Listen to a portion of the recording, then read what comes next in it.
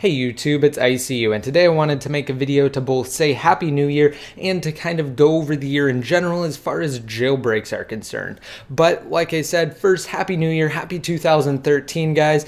2012 has been great, and I'd really like to thank all of you for your continued support and making all of the giveaways that I do possible. But back to my main point, 2012 has been great and 2013 will be even better. I have a lot of things planned for both my YouTube channel as well as my website.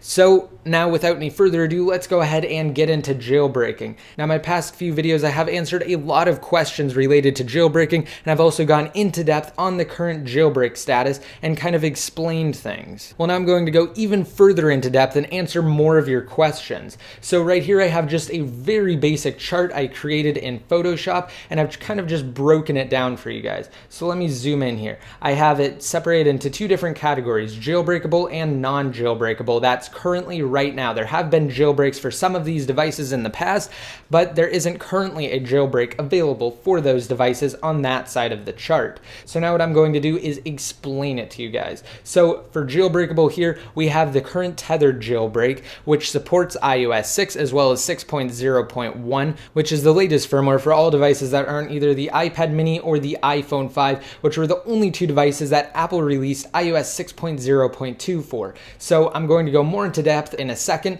but like I was saying, the current jailbreak functions on these devices that I have listed over here.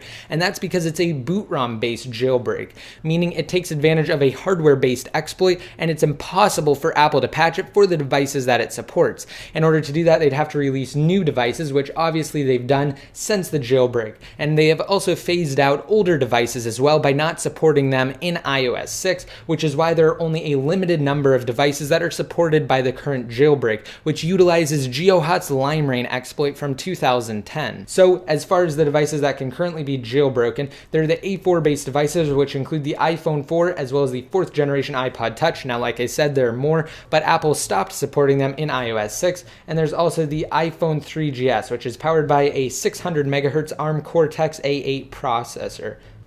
Now, moving over to the non-jailbreakable side, we have the A5 based devices, which include the iPhone 4S, the iPad 2, the iPod Touch 5th generation, as well as the iPad mini. We have the A5X, which includes the 3rd generation iPad. We have the A6, which includes the iPhone 5, and the one A6X based device, the 4th generation iPad. Now, some of these devices have already been jailbroken by members of the iPhone dev team, as well as just other hackers who have been instrumental in the past in the development of different jailbreak utilities. So I'll get into all of that more in a second, but let's go over some of the firmwares from 2012 as well as some of the jailbreaks. And in order to do that, we're going to have to start off in 2011 a little bit with the release of iOS 5. So of course, like I said, iOS 5 was released in 2011, and then past iOS 5, we have 5.0.1, which was the first untethered jailbreak for iOS 5, and it was released in two separate forms. It had a Red Snow version as well as an Absinthe version that was specifically for the iPhone 4S as well as the iPad 2. Now, Red Snow did take care of all of the other devices for 5.0.1, and then moving on, we have iOS 5.1, which this is when 2012 started to kick in, and we have the tethered jailbreak with Red Snow again for the A4 based devices. And then past that, we have 5.1.1, which is another untethered jailbreak for iOS 5. And this was the last jailbreak for iOS 5 because it was the last firmware. Now, this was released in two separate forms as well, Absinthe and Red Snow. Both of them were able to jailbreak all current iOS devices at the time.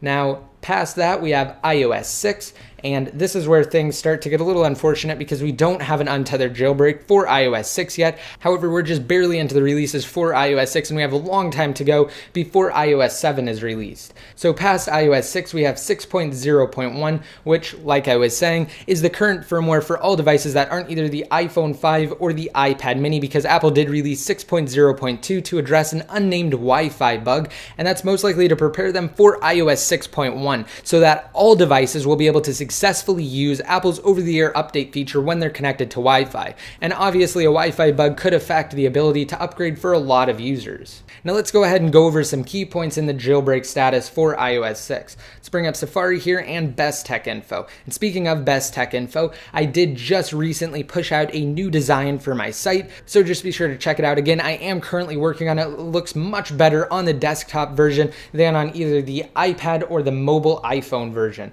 Now, starting out back in June, this was before iOS 6 was officially released, apparently Apple patched a bug that developers were using to actually jailbreak the devices on iOS 6. However, that didn't really matter because, as stated by Muscle Nerd, it was specifically for developers because it relied on a developer account. So this is what's referred to as a fail break, which essentially is just a jailbreak that relies on a developer account that cannot be released to the public because not everybody has access to a developer account, and it could also cause legal issues. So that's essentially what a fail break is, a jailbreak that's not intended for public release. All right, and then we have the iPhone 5. It was successfully jailbroken just hours after it was released, and a couple screenshots were posted of it with Cydia. As you can see, we have Cydia right here. This is just a screenshot that Chapone tweeted out, and I just added the iPhone 5 graphic around it to give you again the complete sense that this is Cydia on the iPhone 5.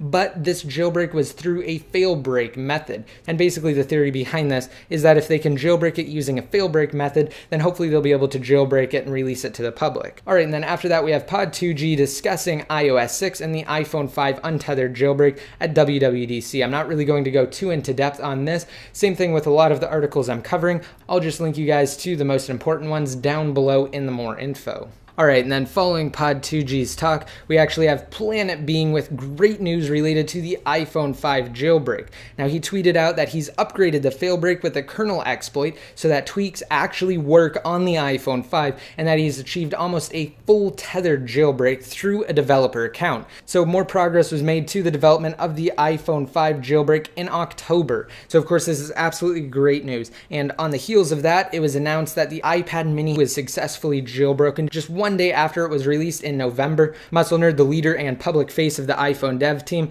sent out a tweet to his followers, which does prove that the iPad mini has been jailbroken. And then of course after that, we have the new full-sized 4th generation iPad successfully jailbroken on iOS 6. Now all of these jailbreaks were through means of a fail break. And like I said, again, the theory behind this is that if they can jailbreak it on a fail break, then hopefully they'll be able to get it ready for a public release. Now this is probably the best news of all. Now we have POSIX Ninja, the former leader of the Chronic dev team, who announced a solo effort to try and complete a boot ROM jailbreak for the A5, A5X, A6, and A6X based devices. So this would include all of the devices that are currently not able to be jailbroken right now. And again, this would be through a boot ROM jailbreak or a tethered jailbreak. And like I said, with the current boot ROM jailbreak, which utilizes the limerain exploit, it's actually a hardware vulnerability. So they will be able to be jailbroken as long as Apple continues to update them and continues to release new firmwares for those devices. So this is obviously great news, and this will definitely ensure that jailbreaking has a future. This, in my opinion, is by far better than an untethered jailbreak because it ensures that with every single release, you'll be able to jailbreak your device almost instantly. And for those of you who still don't know the difference between an untethered and a tethered jailbreak, let me explain really quick. So a tethered jailbreak means you have to plug your device into your computer and rerun a certain part of the jailbreak utility every time you need to reboot it if you want to boot it back up into its fully functional jailbroken state. Whereas an untethered jailbreak, you can simply reboot it without having to worry about plugging it back into a computer and again rerunning a part of the utility. So this is the latest news as far as a jailbreak is concerned. And of course, in the first half of December, we have DreamJB. Now, DreamJB is the handle that a fake developer went by. He claimed that he was going to release a full untethered jailbreak for all devices on December 22nd, which obviously he didn't do. He announced that it was all just a social experiment. He was trying to see how quickly his Twitter account could gain followers and how many hits his site could get. So that just goes to show you that really the only jailbreaks will come from a trusted source,